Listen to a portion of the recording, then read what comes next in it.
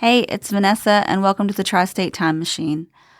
We are slowing down this month to memorialize or help memorialize.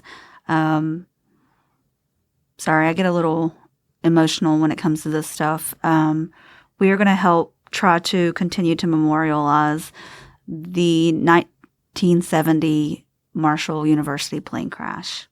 Tragedy can strike when least expected, leaving behind pain and loss that shapes the future. The plane crash involving the Marshall University football team in 1970 is a heartbreaking event that forever changed the lives of many. This tragedy serves as a reminder of the importance of safety in sports and the lasting impact of loss on a community. The story of Marshall University plane crash began on a fateful night in November. The team was returning home from a game when their plane crashed into a hillside, claiming the lives of 75 people, including players, coaches, and fans. This devastating event highlighted the need for better safety measures in sports travel. Teams must prioritize the well-being of their members by ensuring that they travel on safe and reliable transport. The impact of the crash extended beyond the loss of life. It deeply affected the Huntington community. The city came together in grief, showing strength and resilience in the face of tragedy. The memorial was created to honor those lost, reminding everyone of the importance of unity and support during difficult times. This sense of community and remembrance can inspire others to come together in the face of adversity, emphasizing the need for compassion and understanding in society. In the aftermath of the crash, Marshall University faced the challenge of rebuilding its football program. Many believed it would be impossible to recover from such a loss. However, the team persevered, showing determination and dedication. The 1971 season became a symbol of hope as the thundering herd returned to the field, demonstrating that even in the darkest times, resilience can lead to healing and strength. The Marshall University plane crash stands as a powerful reminder of the fragility of life and the importance of safety. The lessons learned from this tragedy continue to resonate today, urging sports and teams and organizations to prioritize the safety of their players and staff.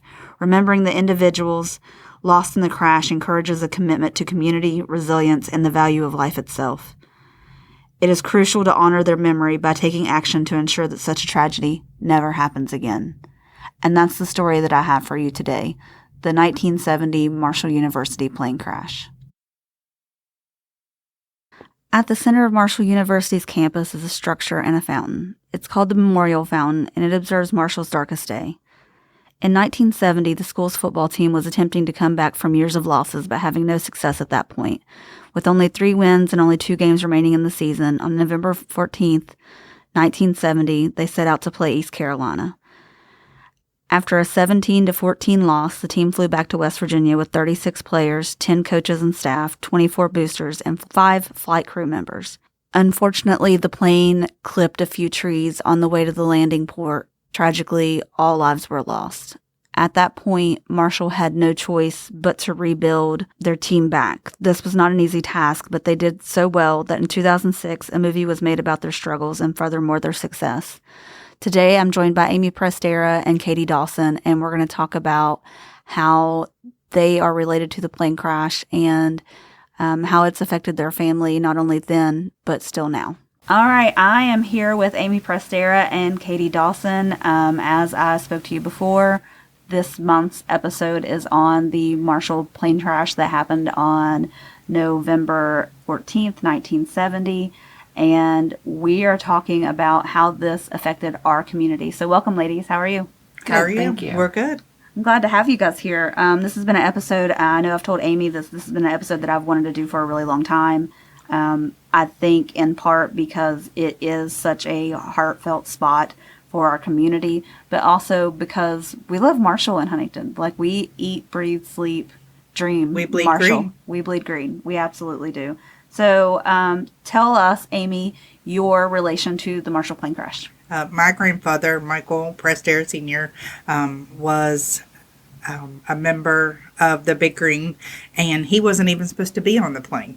He was coming home from a business trip and was in the airport when one of the athletic directors asked my grandfather if he would be interested in a seat, a ticket to go with the team, and he said absolutely, yes. Yeah. Well, because why not? Why would you not jump on the plane with the team? He loved Marshall. For sure. All right, Katie, tell me about how your relation to the plane crash. My parents are Red Dawson and Carol Dawson, and obviously everyone knows who my dad is. Absolutely. Um, If someone didn't know who your dad, would you tell them who your dad is, just in case? Because sometimes we have listeners that are new oh, to okay. Huntington. My dad was Red Dawson. He was the assistant football coach when the plane crash happened. And he was not on the plane. He was not on the plane. So he came back to coach the young Thundering Herd, correct? Yes. All right. Yes. All right. So let's talk about it. It was 75 passengers and crew. That is with all the players, the Big Green members, community members, fans in general, and then the coaching staff, correct? Was your dad the only coaching staff that was not on the plane? No. How many No. were not, do you know? There was Mickey Jackson was not on the plane Okay. either, and a couple other ones, but I'm not really sure who. Okay. I can't remember. Can Cool. you? So your grandpa, was he just like randomly in the airport on his own, or was he traveling with someone else? No, And- he had just come back. He had just been elected to the House of Delegates and had gone on a business trip and was coming home from a business trip. And he was walking out of the airport, and the team and the fans were walking in just the kinda airport. serendipity. And they just happened to be passing, and he was stopped and asked if he wanted to go. And he said, absolutely. So he called home and asked for a suitcase and change of clothes. And somebody came to the airport and dropped off a suitcase, and off they went. Off they went. Wow, I did not know that, and we've been friends for quite a while now. So there was 2 films made about the Marshall plane crash. So if anyone at home has not seen them, we have the Marshall University Ashes to Glory, which was released in 2000, and then of course the infamous We Are Marshall that was released in 2006. And then your dad is portrayed in that movie as a main character, pretty Yes, much. Matthew Yeah. Fox Yeah. played him. So that's pretty cool. I want to talk about a little how you feel like it affected your dad and how it still affects him today. That's a deep question. Well, growing up, he really didn't speak about the Marshall plane crash. I'm So, sure. I can only imagine. Growing up, I didn't have a whole lot of working knowledge. You knew it happened, but there wasn't discussion about it. Okay. My aunt and uncle, who owned Matt Webb, who owned Mac and Dave's, part Okay. owner of Mac and Dave's, him and my aunt took me to the Marshall games. Oh, wow. So I didn't go. Because dad was busy. Dad and mom were busy. Well, Dad didn't go to the Marshall games. Oh, okay. Yeah. So that wasn't until after the movie came into play that Dad started going back to the Marshall games. Oh, wow. Yeah. So there Yeah. was not. I had to do my own research on what happened Gotcha. with the plane crash as I got older. Yeah. But there was no discussion. Really. Well, that's hard. Because that's a heavy burden to carry. I can only imagine. Right. And Amy, how did it affect your family? Well, it's funny. My mom and dad were on their first date when the night of the plane crash happened.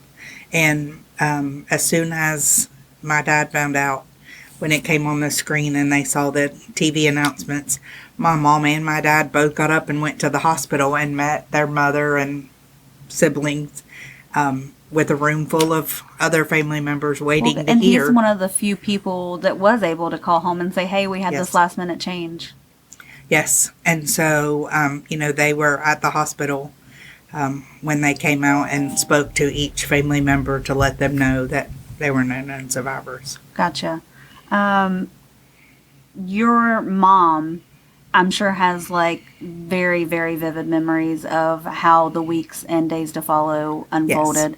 My mom talks about the countless funerals that they attended and the countless flower arrangements that arrived, the letters that arrived from the governor and from the flight crew families and from the airline and, congressmen, senators, business people sent flowers, sent letters, sent food, and my mom watched all that unfold. Yeah. And, she just kind of was a bystander at that point. Absolutely. I can get that 100%. So, Katie, was it a little bit different for you where your dad kind of checked out for everything? Yes. That's Didn't exactly ha- what happened. yeah. Yeah. I get that. I just can't understand the burden that he must have carried. I know it's portrayed in the movie, but a movie can only go so far. So, Correct. so I can only imagine that weight that he still carries probably today. So let's talk about the Marshall 75 Alumni Chapter. Are you guys both members of that? Yes, I'm the Yes. treasurer. All right, And tell I'm us a about board it. member. Oh, awesome. That's look at you, Miss Fancy Pants. Yeah. We started a chapter with the Alumni Association for the families of the 75. We have, a board, a president, a vice president, secretary, treasurer, and then a few board members on our chapter who, were integral parts. One of the gentlemen that is on our board, he was a fireman the night of the plane crash. Oh, wow. And then our president, her dad was one of the flight crew members that was on the plane. Yeah. And then our vice president, his grandparents were on the plane. They were fans. So everybody in this alumni chapter has Yes. very close ties. Yes. Very good close Yes. ties. So tell me when you guys established that chapter. It was established last year. Okay. We, got together and sat down with Brad Smith and talked about, something that we wanted to do. And they said it was awesome, an idea, Because great it is. for all of us to have, Right. something together Absolutely. as a group. And we have been raising money for a scholarship fund. I was going to say, I read online about the scholarship fund that you guys have established that gives a full ride scholarship to descendants of plane crash Yes. victims. Is that correct? Mhm. Yeah. That's amazing. And what an undertaking that you guys have taken on your shoulders to raise that kind of money to make that happen. Yes. There was a motorcycle ride in June of this year. Now, will that continue? Yes, That will be an every annual? year. Okay. That will be an annual thing. And then Monday, Marshall is releasing a special T-shirt, sweatshirt from Glenn's, and $5 from every purchase will go to our scholarship fund. Oh, how cool. And there'll be a Facebook Live. To sell those or just to on let everybody Monday. know? Oh, that's so cool. So there's a limited run of those, I'm sure, right? Do you know how many? Are you in the loop? No, I have no idea. I'm like, tell me the don't secrets. either. Tell me. Yes, no, we don't know. We won't know till Monday. So, off your head, do you know how many fountain ceremonies you've probably attended in your life? Probably all of them since Probably you were all born. of them, if not, I know more than 40. Oh, wow. Wow, and it's such a beautiful ceremony if no one's ever gone. When they shut down the fountain, what time do they do that? In spring, In spring, at and the then spring game, and they relight it or and then reopen it, then relight the it as if fountain it's a gets candle. the fountain gets turned off in November and turned on in April. Oh, that's beautiful. And like I said, it's a very beautiful ceremony. Each year they have special guests that come and speak at that. Yes. Last year, who was it that spoke? What was the gentleman's name? Do you remember? He was a player, right? He was a player. Yes, Okay, he was all a right. And player. this year, That's what I thought. This year, it's a Grandchild. grandson Yeah. of Dr. Egley. Chambers. Oh, Was it okay. Chambers. Yeah, That's really cool. That's really, really cool. So, if the listeners at home don't know, the flight left Kingston, North Carolina, and was on its way to Cerrito, West Virginia, to the Tri-State Airport. And the crash happened just about a mile shy of the airport. Am I correct on that? Yeah. I do know in the movie it's portrayed that basically, and this is something that I think me, myself, and listeners at home are probably not realizing, there were no cell phones. There were no social medias. There were none of that. So this community basically showed up at this plane site, this crash, to see if their loved ones was indeed, if that was their plane crash or their plane for one, because there was no way of, we didn't have real-time data at that point in time. So you had a whole community that basically shut down and went to the crash, went to the hospital, went to somewhere with groups of other people, churches, hospitals, you name it, to be with others until they found out who was on the plane. I know in the movie, and I don't know how true it is in real life, but Your mom didn't know that your dad was not on the plane. She had She assumed. did. Oh, she did know. Yeah, there was Oh, some okay. Hollywood So there icing was going some on there. Hollywood. Okay, okay. Yeah. Well, that's good to know because I can't imagine that heartbreak. Like that scene gets me every time in the movie. So that's good. That's reassuring to know. Yes. That makes my heart a little bit more happy about the situation because I can't imagine thinking that I've lost someone and then come to find out they're just piddling along driving Route 60 on the way home. But there were several football players that no one knew whether Right. they were on the Right. plane or not. Right. So, talk about some of your favorite stories from the plane crash that you've heard over the years. The one story that really hits home is knowing that my grandfather had that opportunity to get that ticket, and and it's a very emotional thing knowing that he had no, we had no idea, we had no clue that the Right. plane would never make it back. Absolutely. But just knowing that the families that are all connected, Yeah. I've been friends with Katie for years, and we share a connection. Absolutely. We all carry it near and dear I was to going our to say hearts. many of your good friends are families and Yes. relatives of the Yes. plane crash. But I think that goes to show the character of our community. I think we have the best fans in the world. I may be a little biased, but like we said in the beginning of the podcast, we bleed green here. We eat, sleep, dream, breathe green. We love our Marshall players. We love all of our sports. It's not just football. And we show up in a way to our sporting events that I think is unheard of in other communities. Would you agree with that? Yeah. We care about each other, and we care about the community. The families. This will be 54 years, and it's still as fresh today as it was 54 years ago. Absolutely. I was talking to a neighbor before I got here, and she was talking about how she was a little girl, and she was 4 years old, and her family, her mom and dad, were really good friends with someone on the coaching staff, and she remembers that night they went to campus, and she was in the AD room, and she remembers just having that particular coach, and I forget which one she said it was, set her up on the desk and kind of was like hugging her, just zoned out in his own world, and that was what he needed to kind of bring him back down to the realization that, oh my gosh, this just happened.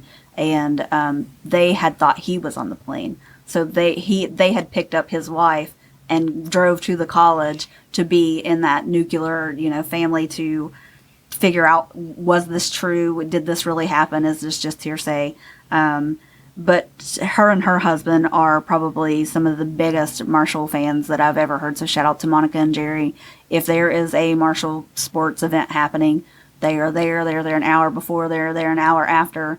I think fans like that are a true testament to the whole phrase, we are Marshall, and I think for as long as Huntington is still thriving and Marshall's still growing, and God, it's growing. It's getting bigger and bigger with Brad Smith.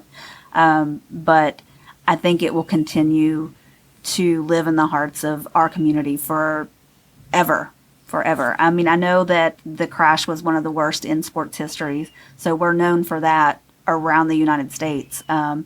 But things have changed because of that crash. There's a lot of safety measures that are ensured now for teams. There are regulations of how they can travel, how many are allowed to be on a plane, things like that, which it sucks that tragedy had to happen for that to become a thing. But it is one of the things that just have to happen in order for those changes to make way, So tell me about what you hope that the community takes from the crash, Katie. Just a continued sense of community that we have here, that it's never forgotten. Absolutely. That the traditions continue, and the incoming students participate as well. I love that. That they take part in the activities so that they also can feel a sense of community because we So have a lot they of learn people and that grow. come from everywhere. We really do. We really do. Because of the movie and Absolutely. those type of things. And So- now, it seems like, and you guys probably know more than me because I'm not involved in the alumni chapters or anything like that. It seems like Brad has breathed new life into making it known of that we did rise from glory. We did come back from that, and we are growing steadily bigger than ever. Would you guys agree with that? Oh yeah, I mean, if you look at from the time the plane crash happened till we had our first championship, Oh yeah, that's only 20 years. right. I And that's remember. pretty I remember remarkable. being at that game. Absolutely. Absolutely. Yeah. So it was a very fond memory of mine as a child to have been at that game. We grew up kind of poor, so going to a Marshall game was a really big treat. And my uncle had taken me, and I just remember. Like, what the hell is going on? All these people are crazy, because I had never been to a big football game before. So I thought that was really cool to be at that game of all the games. Oh yeah. I thought that was awesome. And it's, one of the traditions that I like is that the football players go up from the stadium. They run up to Spring Hill Cemetery Every year. and, sit around the monument and they all talk. Yes. And Rev, tells a story and, they get to feel the presence of those players. Absolutely. And I think that helps some of these players realize they're playing for 75 people. Every time they hit that field, they're playing for those 75. Which I think that's why our community embraces them the way that we do, because of that experience that they get to have. And I agree with you. I think that's a beautiful thing. If you've never been to the Healing Fields at Spring Hill Cemetery, it is a force to be reckoned with. You can definitely, I don't want to get too ghostly here, but you can feel a presence. You really can. You can feel that they are there and they love this community. And I love that we all keep showing up. I love that you said that we keep those traditions going. I think that's beautiful. I think that is probably the best legacy that could be had, was to keep these traditions going. Absolutely. Well, thank you guys for being on. Is there anything you guys want to say before we go? Anything that I'm forgetting? Go hard. Oh, Yes, beautiful. We are. I'm going to share with you an excerpt written from Melinda Shields about her cousin that was on the football team that lost their lives that fateful November 1970 flight. Mike Blake was a member of the 1970 Marshall University football team. He was also my cousin. I was 8 years old when the plane carrying the football team, coaches, and fans crashed. While my memories of that time have softened due to time and age, I do have etched in my thoughts very specific details that I would like to share with you as the anniversary of this historic event approaches. Mike Blake was my dad's first cousin, so my second cousin. He and my dad were not only cousins, but friends and hunting buddies. They both played for Marshall and shared that as well. At family gatherings, my mama's house, Mike would walk us through the door, and to my 8-year-old self, he was larger than life. I knew him to be kind and happy. I can still see his face. He reminded me of my dad. On that fateful night so many years ago, I remember Dad crying. It would be many years later before I truly understood the impact of that night that it had on my dad and our community. I also remember my mama, Mike's aunt, being in the hospital and my dad saying, "No one should tell her why she's in the hospital." A strange thing to remember, but I suppose to an 8-year-old those words were very impactful. We move forward with life, but we never forget. We remember all those lost. We remember as a college, as a community, and as a town. I often walk past the plane crash memorial that sits on the hill in Spring Hill Cemetery. It's a beautiful setting. You can see the sun setting, and for a fraction of time it illuminates the memorial. The memories of Mike come flooding back, and I smile. I offer up a silent prayer of thanks that I had those times with my family. Honor them always. Share the story of heartbreak, healing, resilience, and rebirth with the younger generations so that it's never forgotten. It's our responsibility moving forward that they are all remembered. We have another story that's shared also about Mike Blake from his cousin, Michelle Blake Morrison. I was only 7 years old when the Marshall plane crash happened. My cousin Mike Blake's life was taken when he was way too young. Mike was handsome and just a nice guy. My strongest memory of him is he always got us in trouble at church with my mama. I remember sitting on his lap, and he always was either tickling me or poking me with his finger and making me laugh in the middle of the sermon, and Mama would be giving us a stink eye for disrupting. The evening of the crash, I knew something was wrong, but was sent to bed, but not without getting a glimpse of the TV and seeing the burning plane. That image has been burned into my brain, and I will never forget. My sister Melinda and I were too young to attend the service for Mike, but our 2 older sisters were allowed to go. It was extremely hard for my dad because he loved Mike so much. In my later years, as I attended middle school and high school, I became friends with a lot of kids that lost parents in the plane crash. It was then that it really hit me how it impacted so many lives in our small community. I'm still friends with those people, and they have gone on and have done so much for our community. Courtney Proctor Cross, Parker Ward, and all the Hagley children are just a few. When the Marshall movie came out, those memories just came flooding back, especially in the beginning of the movie when they show the live footage of the plane crash and all the flames and the debris everywhere. That's what I remember the most. As I said earlier, that image will be forever burned into my brain. I visited the site of the plane crash not long ago, and I visit the memorial in Spring Hill very often. Mike is not buried there, but he rests in peace beside my mama and my dad. It warms my heart to know that Dad is finally being reunited with Mike, the son that he never had. He had 4 daughters. Shoo. As long as I live, I will never forget that awful night when so many lives were lost. I think that it's important we wrap up the episode by saying the names of the lives that are lost in the 1970 Marshall plane crash. Captain Frank Abbott, Jim Adams, Mark Andrews, Charles Arnold, Rachel Arnold, Mike Blake, Dennis Blevins, Willie Bluford, Donald Booth, Deke Brackett, Larry Brown, Tom Brown, Al Corelli Jr., Dr. Joseph Chambers, Peggy Chambers, Roger Childers, Stuart Cotterill, Rick Dardinger, David DeBoard, Danny Deese, Gary George, Kevin Gilmore, Dave Griffith, Dr. Ray Hagley, Shirley Hagley, Art Harris, Arthur Lawrence Harris, Bob Harris, Emmett O'Heath, Elaine Heath, Bobby Joe Hill, Joe Hood,